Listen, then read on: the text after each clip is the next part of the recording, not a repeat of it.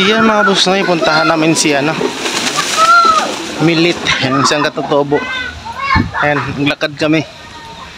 Si Tato pala nagtanim ng palay. Taniman na ng palay ngayon. Boss na puntahan namin yung katutubo. Kasama ko si Brad mga boss na.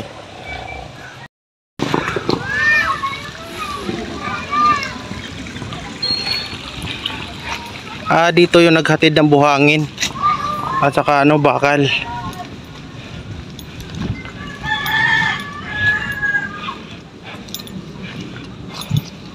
Uy, aakyat pala.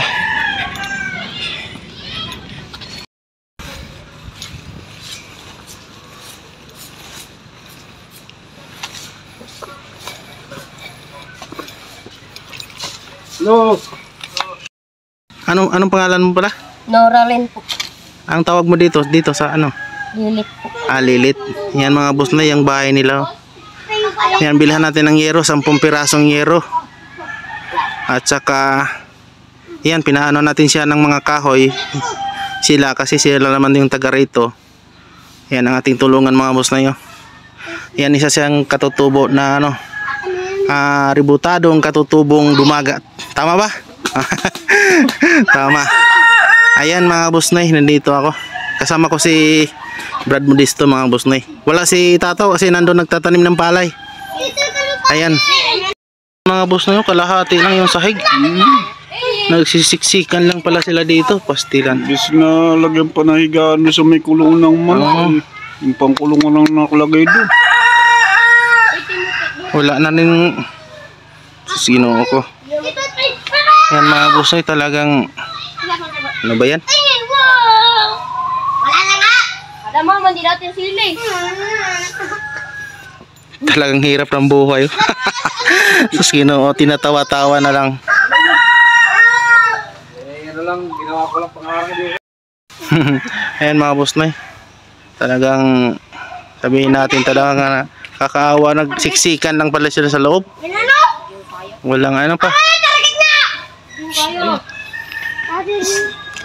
Ayan. Dapat ito din dito, ayusin din to para maayos. Talagang ganyan lang yung buhay nila mga boss na yun. Tapos nakatali lang pala yung nandun sa ano, ibabaw. Hindi pala nakapako. Nakapako lang yun para mahutok ko rin po yun. Nakapako po yun. Ako lang po mag-isa na gano'n yun. Ayan mga boss noy, pumunta kami sa bahay ni, ano pangalan yun? Lilit.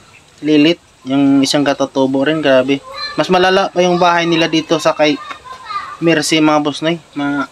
Mas okay pa yung bahay nila dito. Kasi may mahigaan naman sila kung hindi ulan, nung panahon na hindi pa inayos to. May mahigaan naman sila. Pero pag umulan, talagang parang ding sardina sila nakatayo. Kung umulan, mas malala yung bahay nila doon mga boss noy. Kaya mga boss noy, sa mga malalambot ang puso dyan, yan, tulungan natin yun. Kahit mga 10 yero din ang kailangan natin mga boss noy. At saka inobliga natin yung asawa niya na yung sila na mag-usap, kasi yung babae ang kinakausap ko, sila na mag-usap na pakuhain ko ng kahoy. At saka yun ang ano natin, ang party natin gagawin natin. Kaya kung sino mang gusto tumulong doon sa pambili ng yero, pako, ulam, pagkain sa paggawa namin, yan, tulungan natin mga boss noy.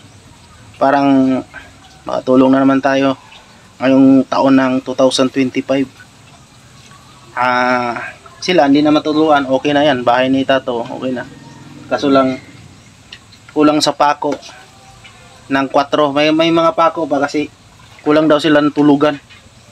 Kung mayroon daw sila bisita, baka may dumarating bisita marami. At saka kung ano, bakit nawala yung duyan dito? Bakit nandyan? Ito na, nalipat ko gawa nung baby ay nalalamigin dyan. Ilalabang ko ulit, maglipat ulit siya. Ayan. Wala kasi sa Tato nagtanim. Yan mga boss noy, sa mga gustong tumulong po, ako po ay kumakatok sa inyo na tulungan natin. Magtulungan tayo. At saka dito na naman ako, kami na naman gagawa. At saka kausapin ko si Tato na tulungan kami. Ako nang bahala ni Tato. Tuwing nandito ako para ano yun, doon pa yung sa doon banda yung bahay mga boss noy. Talagang mahirap mga boss noy, grabe. Kawawa na. Talagang di ko masikmura yung bahay na ganun talagang buhay mga boss noy, no? Kaya dapat makikita na mga tumatakbo sa gobyerno, ang mga sulok-sulok dito sa Pilipinas, mga ganyan pa dapat. Tsaka dapat may mga nagka-counsel sa mga yung mga i-guide nila yung mga mag-aasawa, yung mga ganon, yung mga kasi mayroon pa rin napapariwara na hindi pa rin yung kasi di mawala sa ating mga Pilipino yung tamad talaga, may mga tamad. Mahirap yan. Kaya ako mga boss noy, ulitin ko, kung sinong gustong tumulong mga boss noy, maliit man yan, walang problema yan, basta tulong-tulungan po natin yan. Salamat po, at saka huwag kalimutan mag-like, mag-subscribe, mag-follow, mag-comment mga boss noy.